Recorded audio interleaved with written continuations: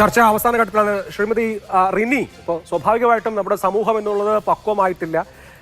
ഇപ്പോഴും ഇങ്ങനെയൊക്കെ തന്നെയാണ് സത്യം പറയുന്ന ആൾക്ക് നേരെ ഒക്കെ ഈ തരത്തിൽ അനുകമ്പാരഹിതമായി പെരുമാറുന്ന ഒരു സമൂഹം മുമ്പിലുണ്ട്. പക്ഷേ ഇപ്പോൾ റിനി ആ തുറന്നു പറച്ചിൽ നടത്തി. എനിക്ക് ആ കാര്യത്തിൽ അഭിമാനമുണ്ട്. എൻ്റെ മുൻ സഹപ്രവർത്തക കൂടിയാണ് റിനി. ഇപ്പോൾ ഒരു പരാതി ഉണ്ടായിരിക്കുന്നു. കൂടുതൽ ആളുകൾക്ക് നേരിട്ട അനീതി തുറന്നു പറയാനും പരാതിപ്പെടാനുമുള്ള ഒരു പ്രചോദനമായി 1000 പേർ എതിർത്ത് പറഞ്ഞാലും അപഹസിച്ചാലും നിവർന്നു നിൽക്കാനുള്ള ഒരു ചാലക ശക്തിയായി ഇത് മാറുമെന്ന് പ്രതീക്ഷിക്കാമോ?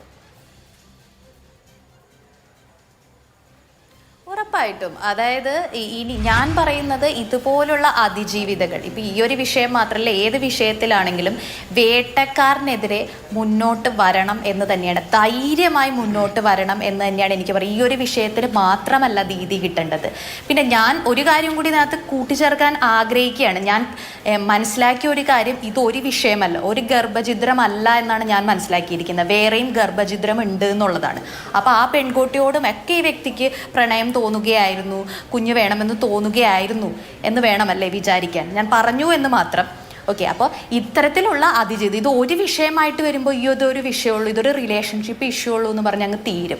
പക്ഷേ ഇത്തരത്തിൽ അനുഭവം ഉണ്ടായ അതിജീവിതകൾ ഈ വിഷയത്തിൽ മാത്രമല്ല ഏത് വിഷയത്തിലാണെങ്കിലും വേട്ടക്കാരനെതിരെ ധൈര്യമായിട്ട് മുന്നോട്ട് വരണം. ഇതൊരു പ്രചോദനമായിട്ട് കാണണം. നിങ്ങൾ വീട്ടിലിരുന്ന് കരഞ്ഞതുകൊണ്ട് നിങ്ങളുടെ ട്രോമ ഒരിക്കലും മാറില്ല എന്നാണ് പറയാനുള്ളത്.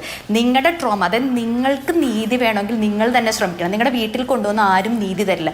നിങ്ങൾ പോരാടണം. അതുപോലെ മറ്റൊരു കാര്യം എനിക്ക് പറയാനുള്ളത്, പുരുഷന്മാർ ഇത്തരത്തിൽ പല പ്രലോഭനങ്ങൾ നടത്തുമ്പോഴും നമ്മൾ കുറച്ചൊക്കെ ശ്രദ്ധിക്കണം, സ്ത്രീകൾ എന്ന നിലയിൽ ശ്രദ്ധിക്കണം. കാരണം നമുക്കൊരു അപകടം വന്നാൽ എല്ലാവരും ചേർന്ന് നമ്മളെ കല്ലെറിയും, എല്ലാവരും ചേർന്ന് സ്ത്രീകളെ കല്ലെറിയും എന്നുള്ളൊരു ബോധ്യവും കൂടി വേണം. അപ്പം നമ്മളെപ്പോഴും നമ്മളുടെ സേഫ്റ്റി അത് ചിന്തിച്ചുകൊണ്ട് മുന്നോട്ട് പോവുക. പിന്നെ എന്തെങ്കിലും ഒരു അപകടം സംഭവിച്ചിട്ടുണ്ടെങ്കിൽ ധൈര്യമായിട്ട് മുന്നോട്ട് വരിക, അതിൽ പേടിക്കരുത്. അപ്പോൾ പുരുഷന്മാർ അപ്രോച്ച് ചെയ്യുമ്പോൾ അതിൽ വിശ്വസിച്ച് വീണ് പോവുകയും എന്നാൽ ഒരു അപകടം ഉണ്ടാകുമ്പോൾ ധൈര്യത്തോടെ പറയുകയും ഇല്ല എന്നുള്ളതാണ് ഇത്തരത്തിലുള്ള വേട്ടക്കാരന്മാർക്ക് എന്തും ചെയ്യാനുള്ള ധൈര്യം ഈ സമൂഹത്തിൽ ഉണ്ടായിരിക്കുന്നത്. അത് മാറ്റിയെടുക്കണം. എല്ലാ സ്ത്രീകളും അതിന് ശ്രമിക്കണം. എന്നാൽ മാത്രമേ ഇനി വരുന്ന സ്ത്രീകൾക്കും നമ്മുടെ സഹോദരിമാർക്കും ഇവിടെ സമാധാനത്തോടെ ജീവിക്കാൻ സാധിക്കുകയുള്ളൂ. അപ്പോൾ തീർച്ചയായിട്ടും കൂടുതൽ പേർ മുന്നോട്ട് വരണം എന്ന് തന്നെയാണ് എനിക്ക് പറയാനുള്ളത്. തീർച്ചയായിട്ടും.